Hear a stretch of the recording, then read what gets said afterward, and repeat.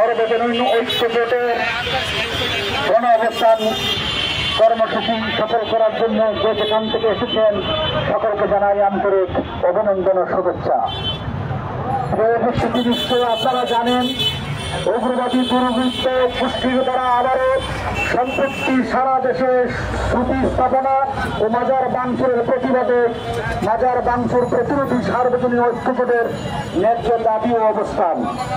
উপদেষ্টা সরকার, প্রশাসন, জনগণ ও আন্তর্জাতিক সম্প্রদায়ের দৃষ্টি আকর্ষণ করেছে নিম্নে আমাদের ন্যায্য দাবিসমূহ তুলে ধরা হল। এক, হামলার তীব্র নিন্দা ও প্রতিবাদ ঘোষণা।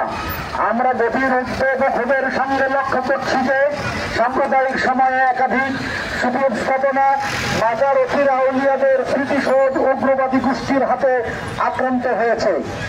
এটি আমাদের ইতিহাস, সংস্কৃতি ও ধর্মীয় সহিংসতার উপর সরাসরি আঘাত। আমরা এই হামলার তীব্র নিন্দা ও প্রতিবাদ জানাচ্ছি এবং অপরাধী চক্রের দ্রুত গ্রেপ্তার দাবি জানাচ্ছি। আমাদের দাবি সমূহ হল: প্রশাসনের নিষ্ক্রিয়তার বিরুদ্ধে অবস্থান।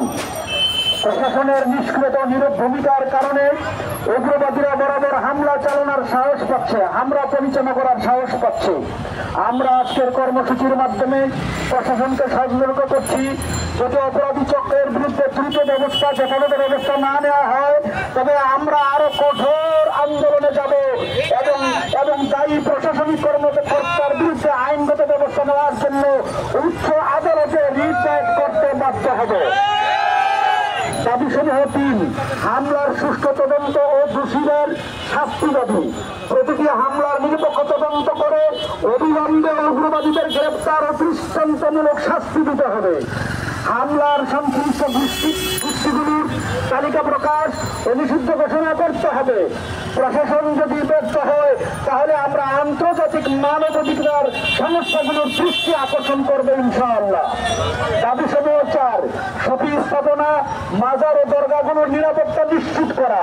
প্রতিটি সুফি স্থাপনা, মাজারে পুলিশি পাহারা ও সিসিটিভি স্থাপন বাধ্যতামূলক করতে হবে।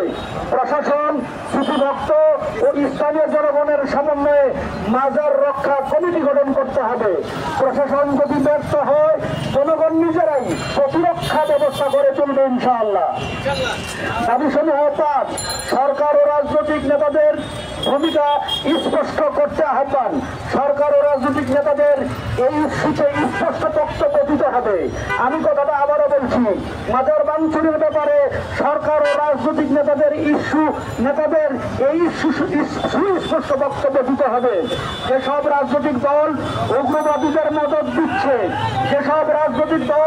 উগ্রবাদীদের মদত দিচ্ছে তাদেরকে জনসম্মুখে চিহ্নিত করা হবে। আমরা সতর্ক করে দিতে চাই, যারা নীরব ভূমিকায় থাকবে তারা ইতিহাসের আস্থা করে নিক্ষিপ্ত হবে। দাবি সমূহ: ৫, আন্তর্জাতিক সংস্থার হস্তক্ষেপ কামনা। ইউনেস্কো এবং আন্তর্জাতিক সংস্থাকে সুফি ঐতিহ্য রক্ষার পদক্ষেপ নিতে অনুরোধ করব। জাতীয় সংঘের মানবাধিকার কাউন্সিল ও ইসলামিক সহযোগিতা সংস্থা OICর কাছে আনুষ্ঠানিক অভিযোগ পাঠানো হবে। উগ্রবাদীদের বিরুদ্ধে আন্তর্জাতিক নিষেধাজ্ঞা আরোপের দাবি জানানো হবে।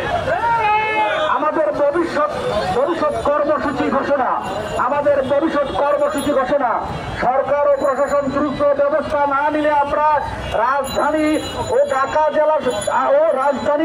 জেলা সমূহে টানা অবস্থান ধর্মঘট দেব। আমরা ভবিষ্যৎ কর্মসূচি ঘোষণা করছি। সরকার ও প্রশাসন দ্রুত ব্যবস্থা না নিলে আমরা রাজধানী ও জেলা সমূহে টানা অবস্থান ধর্মঘট ঘোষণা করব। প্রধান উপদেষ্টার কার্যালয়ে স্বরাষ্ট্র মন্ত্রণালয়ের স্মারকলিপি আমরা প্রদান করব। দেশব্যাপী মাজার রক্ষায় গণ আন্দোলন আমরা গড়ে তুলব।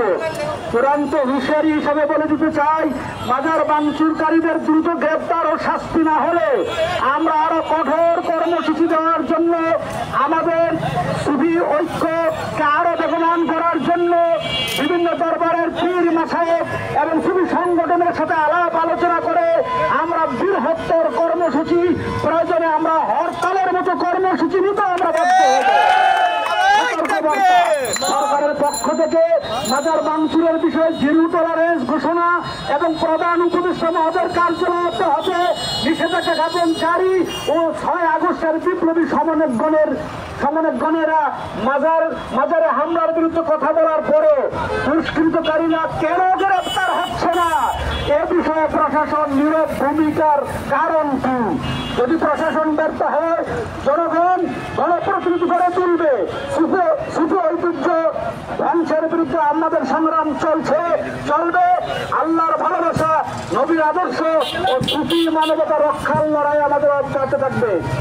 উপস্থিতি, আজকে আমরা দেশবাসীকে আমাদের ঐক্যের সাথে সুফি ঐক্যকে গড়ে তোলার জন্য আমরা সকলকে উদাত্ত আহ্বান জানাচ্ছি এবং সুফি ঐক্য নিয়ে যারা কাজ করছেন সকলকে যে অবস্থানে আছেন তাদের সাথে বৃহত্তর ঐক্য গড়ে তোলার জন্য আমাদের আকাবির যারা রয়েছেন, আমাদের মুরব্বী যারা রয়েছেন, আপনারা নীরব ভূমিকা পালন করার সময় আছে বলে আমরা মনে করছি না।